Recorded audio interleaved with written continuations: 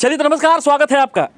इस वक्त हम मौजूद है सीवान में और मेरे बगल में देख सकते हैं जिस शख्स को जान पहचान की मुहताज नहीं है, कांग्रेस नेता है और कहीं ना कहीं सियासी राजनीति जो होता है इनसे इन लोगों का नाता भी है, क्योंकि इनके चाचा ने 2 बार राज्यसभा चुनाव जीत चुके हैं यहाँ पे। उसके बाद से अब चर्चा ये भी आ रही है आम जनता में कि कहीं ना कहीं विधानसभा चुनाव में इनका चर्चा आ रहा है, तो इन पे क्या कहना है और सीवान वासियों के लिए इनका क्या कुछ कहना है, ये सब जानेंगे। सबसे पहले स्वागत है सर आपका। आपके दर्शकों को, आपको, आपके चैनल को, सबको धन्यवाद कि आप हमारे यहाँ आए। जी। चलिए, एक चुनाव की तैयारी आप कर रहे हैं या बस ऐसे ही ग्रामीण में चर्चा चल रही है? देखिए, हर सामाजिक राजनीतिक कार्यकर्ता का कुछ न कुछ उद्देश्य होता है और उस उद्देश्य को लेके ही आदमी किसी राजनीतिक दल से जुटता है। हमारा भी है। हमारा घर, मान लीजिए कि आप हमारे घर पे आए हैं। महाराजगंज में सकरा है। महाराजगंज विधानसभा का पहला पंचायत है। पूरे महाराजगंज विधानसभा में 36 पंचायत हैं। उस 36 पंचायत में पहला पंचायत सारंगपुर है, जहां हमारा घर है। तो स्वाभाविक है कि राजनीति में हैं तो राजनीतिक उद्देश्य होगा। चलिए, एक और चीज़ अब परिचय दे दे आपको। ये कांग्रेस के नेता है और कांग्रेस कहीं ना कहीं देश भर में लुप्त नज़र होते हुए आ रही है। ऐसा नहीं है कि बीजेपी नहीं थी, बीजेपी भी थी और कहीं ना कहीं बीजेपी को पराजित करते हुए कांग्रेस उस समय थी, लेकिन आज कांग्रेस की स्थिति कहीं ना कहीं डगमाडोल चल रहा है। नेताजी क्या कहिएगा? देखिए, स्थिति देश का डगमाडोल है, कांग्रेस का नहीं। कांग्रेस कभी भी अपने लिए नहीं लड़ाई लड़ी है।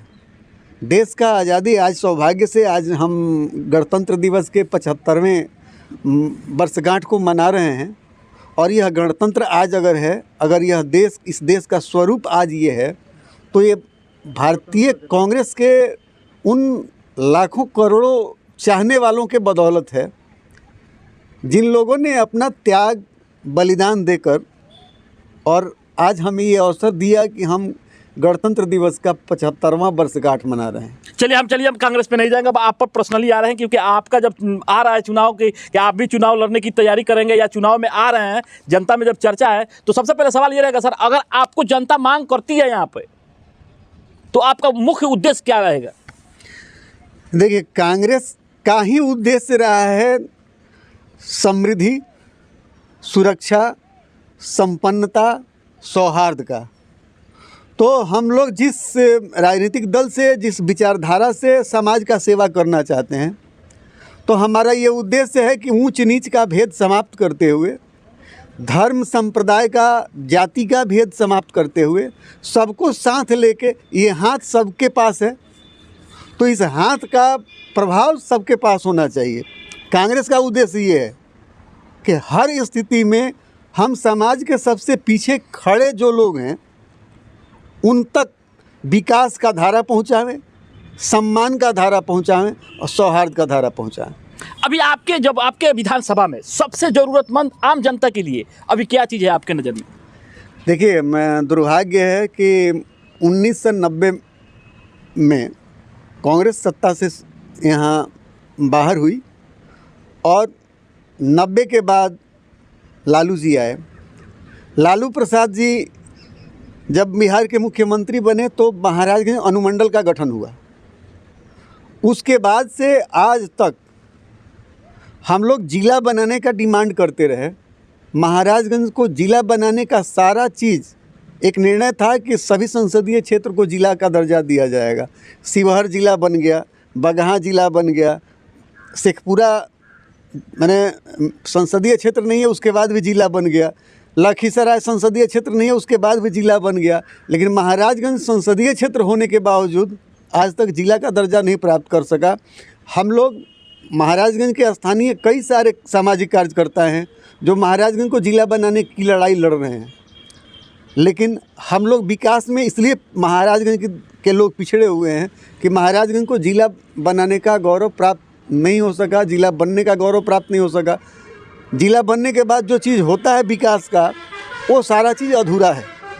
इसलिए हम लोगों का ज्वलंत मुद्दा है कि अगर मौका मिलता है तो आदमी हर स्तर पे प्रयास करता है कि महाराजगंज को हम जिला बनाने का जो सपना है हम उस साकार कर। एक और आपका सपना है मौनिया बाबा का राज्य का दर्जा दिया जाए, मेले का दर्जा दिया जाए। इस पर आप क्या अभी तक कहाँ तक गए हैं और इस पर कुछ विस्तार? देखिए, हम लोग मौनिया बाबा का जो मेला है आप देखिएगा कि महाराजगंज में गढ़देवी का मंदिर है बलिया में, तो हम लोगों के पड़ोसी कहिए, मित्र कहिए, मंगल पांडे जी जब माननीय मंत्री थे तो वहाँ गढ़देवी मेला को राष्ट्रीय मेला का दर्जा, राजकीय मेला का दर्जा दिलवाया।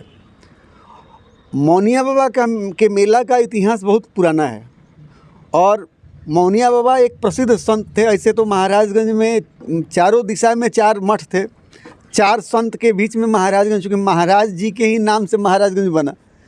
तो हम लोगों का ये प्रयास है, हम लोगों का डिमांड है कि महाराजगंज के मेला को भी राष्ट्रीय राजकीय मेला का दर्जा दिया जाए, ठीक है, जिससे उसका संरक्षण हो सके। वैसे मेला विलुप्त होते जा रहा है, तो उस कैटेगरी को में अगर जाता है तो उसका राज्य सरकार से उम्मीद रहेगा कि उसका व्यवस्था करेगा।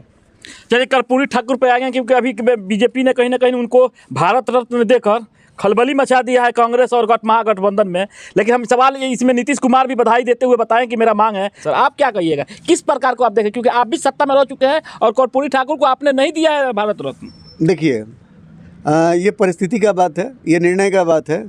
कर्पूरी ठाकुर जी जननायक थे, बहुत साधारण परिवार से बहुत संघर्ष करके वो आज जो सम्मान मिला है, हम समझते हैं कि पहले मिलना चाहिए। लेकिन एक चीज़ हम और कहेंगे जी, चाहे वो जिस परिस्थिति में भी हुआ हो, सामाजिक समरसता में के मामले में बिहार के प्रथम मुख्यमंत्री डॉक्टर श्री कृष्ण सिंह को भी भारत रत्न का दर्जा मिलना चाहिए, क्योंकि छुआछूत को समाप्त करने के लिए जब श्री बाबू मुख्यमंत्री थे तो देवघर में पांडा लोग हरिजन लोगों को जाने नहीं देते थे। तो डॉक्टर श्री कृष्ण सिंह स्वयं गए वहाँ पे और स्वयं जाके हरिजन लोगों को मंदिर में प्रवेश कराए। जमींदारी उन्मूलन उनके समय में हुआ, जबकि ये कहा जाता है कि वो जमींदार परिवार से थे, उस जाति से थे जिसमें सबसे ज़्यादा जमींदार लोग थे। तो देश के विकास के क्रम में बिहार के विकास का जो सीन बना है, उसका आधारशिला अगर कोई व्यक्ति रखा तो डॉक्टर श्री कृष्ण सिंह ने रखा। और कर्पूरी ठाकुर जी को अगर आदरणीय नरेंद्र मोदी जी भारत रत्न दिए हैं तो बधाई के पात्र हैं, हम स्वागत करते हैं। लेकिन साथ ही डिमांड करते हैं कि इस सम्मान के हकदार बिहार के ही नहीं, भारत के प्रसिद्ध स्वतंत्रता सेनानी, बिहार के प्रथम मुख्यमंत्री जिसको बिहार केसरी कहा जाता है, डॉक्टर श्री कृष्ण सिंह को भी भारत रत्न से सम्मानित करना चाहिए। चलिए जाते जाते क्या कुछ कहेगा अपने विधानसभा के जनता को, क्या कुछ संदेश देना चाहिएगा? देखिए महाराजगंज में बहुत सारी समस्याएं हैं। महाराजगंज का जो पहचान था वो पहचान समाप्ति के तरफ है और समृद्ध सड़क नहीं है, कम्युनिकेशन का गैप है महाराजगंज में। तो हम राज्य सरकार से मांग करेंगे कि हमारे महाराजगंज के लिए पहला काम वो करें कि जिला का दर्जा दें। दूसरा काम एक सम्मान का है, मौनिया बाबा के मेला को राजकीय मेला का दर्जा दें, ठीक है। और महाराजगंज से मसरक तक भाया भगवानपुर पटेढ़ा होते हुए जो सड़क है उसको मसरक तक राज्य उच्च पथ के रूप में उसको परिवर्तित करें।